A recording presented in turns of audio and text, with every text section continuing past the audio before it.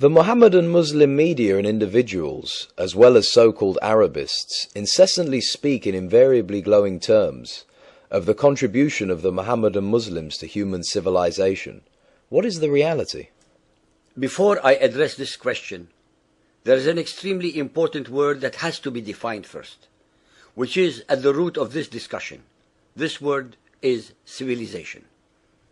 According to the English language, it comprises a society which is in an advanced state of social development, with complex legal, political, and religious organizations.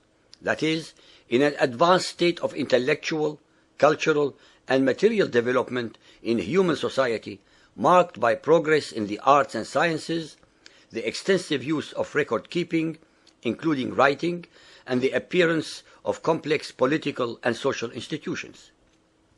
Like everything else about Mohammedan Islam, facts and reality are contrary to all their exaggerated and invariably false and wishful thinking declarations. Let us examine the historical facts as recorded by the Mohammedan Muslims themselves and their contemporaries. In the Arabian Peninsula where Muhammad was born, the Arabs were among the most illiterate, superstitious, and unlearned nomadic and semi-nomadic people in what we call the Middle East today. Although surrounded by other truly advanced civilizations and cultures, they had not even the semblance of a civilization to speak of. They had no central authority such as a king or a priest-king, no government, no army, no civil service, no arts, no sciences, and no record-keeping. The Arabs, under the banner of so-called Islam, conquered several civilizations on 3 continents, such as the Zoroastrian Sassanid Persian Empire, the Byzantine Christian Empire, the Coptic Christian Egyptians, the Hindu Indians, the Buddhist Chinese, etc. These were truly advanced civilizations. It is therefore inconceivable to suggest that the Arabs could have imparted anything of value to the subjugated peoples of these conquered civilizations. In Arabic, the subject people who converted to Mohammedan Islam are called mawali, meaning clients, followers, or supporters. This is an extremely relevant and important word because it is from among the conquered peoples of these civilizations that the Arab imperialists were able to build their mosques, their palaces, run their trade and economies, collect taxes, and take census. It was from among the Mawali and the Jews and Christians of the conquered territories that Greek, Roman, and Hebrew literature, philosophies, and sciences were translated to Arabic. From 701 to 1424, a period about 700 years, a maximum of 80 scientists and scholars under the sword of Mohammedan Islam, mostly from among the Mawali, contributed a wealth of advancement in many branches of knowledge. It is vitally important for the listeners to realize that these scholars based their knowledge on foundations first set by others centuries before them: Egyptian, Hebrew, Persian, Greek, Roman, Byzantine, Indian, etc., whose knowledge and writings were translated into Arabic by men from the conquered peoples by converts to Mohammedan Islam, Mawali, as well as by Jews, Christians, and others. The so-called Islamic science and or Islamic civilization had absolutely nothing whatsoever to do with Mohammedan Islam. Almost the entirety of these scholars and scientists excelled not because of Mohammedan Islam, but in spite of Mohammedan Islam, since they were invariably secular thinkers.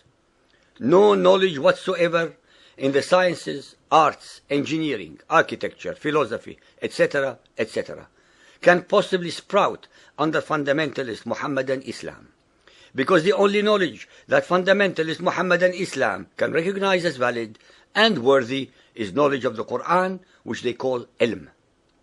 Out of the 80 or so scientists and scholars mentioned above, only a handful were pure Arabs. The remainder were Persian, Turkic, Jews, Christians, Kurds, Sabaeans, Spaniards, North Africans, etc. In reality, this science and this civilization should be and must be called Mawali science and or Mawali civilization, because Mohammedan Islam contributed absolutely nothing to its evolution, propagation, and or establishment. Nothing of value in human intellectual endeavors can possibly be created or grow under fundamentalist Muhammadan Islam. Muhammadan Muslims listening to this chapter of our series will be outraged at such statements. Well, let them think about the following facts and find out the common denominator that underlines them. 1. Can any follower of Muhammad name 10 Muhammadan Muslims who had contributed anything whatsoever to human intellectual, artistic, and philosophical advancement from among the tens of millions in the Arabian Peninsula in the last 1372 years between 635 to 2007? 2. Can any follower of Muhammad name 10 Muhammadan Muslims who have contributed anything whatsoever to the advancement of human knowledge in the sciences, arts, philosophy, theological discourses, etc., from among the hundreds of millions of Muhammadan Muslims in the world during the 500 years from 1450 to 1950 AD?